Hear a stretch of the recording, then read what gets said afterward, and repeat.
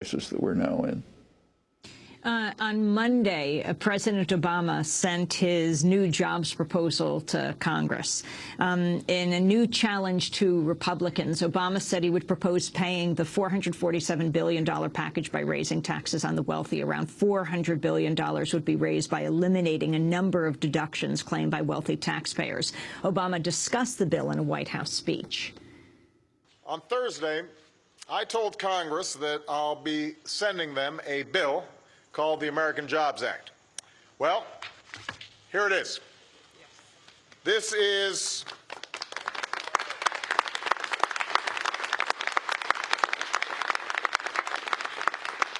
a bill that will put people back to work all across the country. This is the bill that will help our economy in a moment of national crisis. This is a bill that is based on ideas from both Democrats and Republicans. And this is the bill that Congress needs to pass. No games, no politics, no delays. I'm sending this bill to Congress today, and they ought to pass it immediately. Noam Chomsky, what is your assessment of President Obama, whether we're talking about his new jobs plan or whether we're talking about his foreign policy? Well, I can't say that I find it disappointing because, quite frankly, I never expected anything. Actually, I wrote about it before the primaries, just based on his record and his website. I think I should say, first of all, that this latest jobs plan is one of the better things he's done. I don't think it goes anywhere near far enough, but at least it has elements that are going in the right direction. There was when during the lame duck session, the serious question was whether what to do with the Bush tax cuts. The Bush tax cuts were carefully designed so that at the beginning everyone got a little and you had a feeling taxes are being reduced. But they were designed so that as the 10-year period ended, it was overwhelmingly going to the very rich. Now, the population is strongly opposed to that. You take a look at polls during the lame duck session when this was coming up. Very strong support for increasing taxes for those with incomes over, say, $250,000 a year. Well, Obama didn't push that. If he had appealed to the public, they, I think, could have overcome the opposition of the financial institutions, the Republican, new Republican congressional delegation, and so on. But he didn't even try, and that should be done. Now, the current proposal goes partially in that direction by indirectly increasing taxes through elimination of deductions, but the tax code simply has to be revised. It's become highly regressive. In fact, the share of GDP, national income of taxes is probably lower than it's ever been, far lower than 20 or 30 years ago, particularly for the rich. All of that should be adjusted. There is a stimulus in the program, which is a good idea, but it's much too small.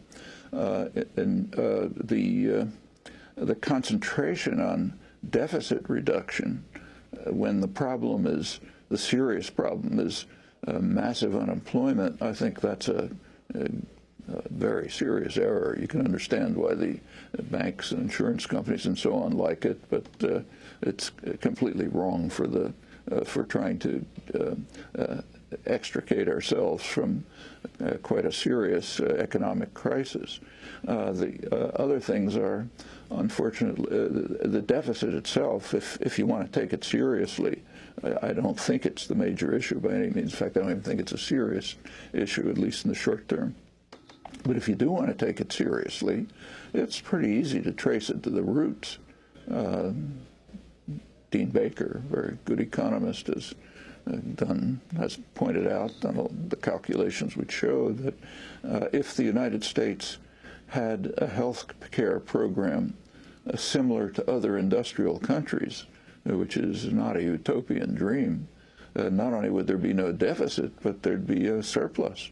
That plus the huge military budget military budget's probably half the deficit. It's way out of line with anything needed, certainly for any defensive purpose, but for any justifiable purpose. Ron Paul, who you heard before, was quite right about that. If the military, the U.S. is spending about as much as the rest of the world combined, almost, on military spending, technologically very advanced, new destructive techniques developing far beyond what any other country has. This is all, first of all, it shouldn't be done on principle, but it also ends up being harmful to us, essentially for the reasons that Paul mentioned. And very expensive, of course. That plus the hopelessly dysfunctional healthcare system, those are fundamental problems that have to be addressed. Now, that could have been addressed. At the time of the healthcare reform, a large part of, depending on how the question was asked, either a large plurality, often a majority of the population, was in favor of some form of national health care, which would be incomparably more efficient and more humane. But Obama just dropped that. The public option remained as a possibility. That was supported by, I think, maybe almost 2/3 of the population. Obama just dropped it. So everything is in the hands of the insurance companies. We continue to have roughly twice the per capita health care costs of comparable countries, some of the poorest outcomes, and it's the only large, almost unregulated, privatized system. Yes, it's highly inefficient. It's also very inhumane, not to speak of tens of thousands of people without insurance, or many more with not enough insurance. Well, that can be changed. It should be changed. If it could, the deficit issues, such as they are, I think they're secondary, would largely disappear. There's a long-term debt problem. That's a different matter. And that can be dealt with. The best way to deal, we can trace that to its roots, too. Ronald Reagan, who was fiscally totally irresponsible, tripled the U.S. debt, shifted the U.S. very quickly from the world's leading creditor to the world's leading debtor. George W. Bush enhanced it with his fiscal policies, including the huge tax cut for the rich, the wars, and in the long term, that's a problem. But the way to deal with that problem in the long term is with economic growth. Appropriate economic growth, sensible economic growth.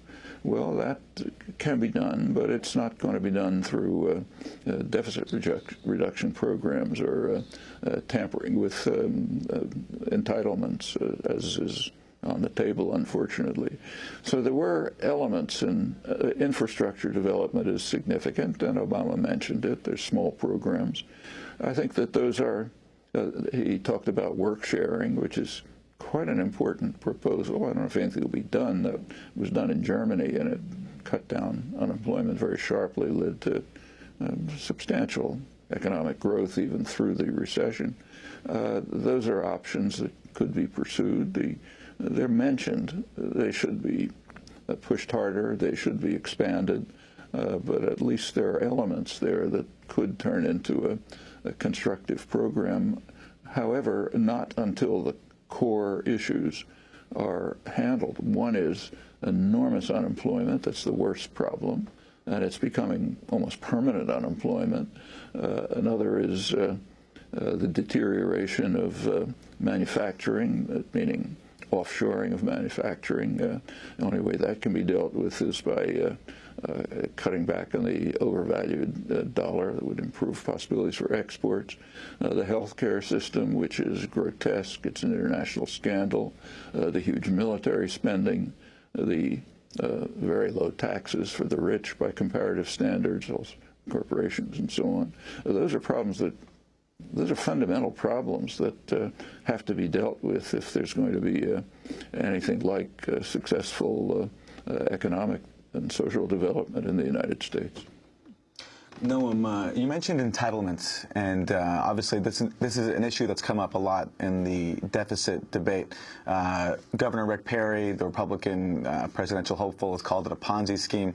But even Democrats seem to buy into this narrative that it's in crisis. Can you address that? Social Security's not in any crisis. I mean, the trust fund alone will fully pay benefits for, I think, another 30 years or so.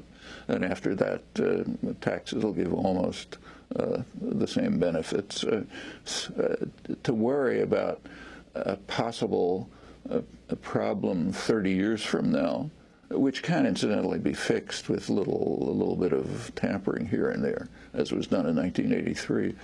To worry about that just makes absolutely no sense unless you're trying to destroy the program. It's a very successful program. A large number of people rely on it.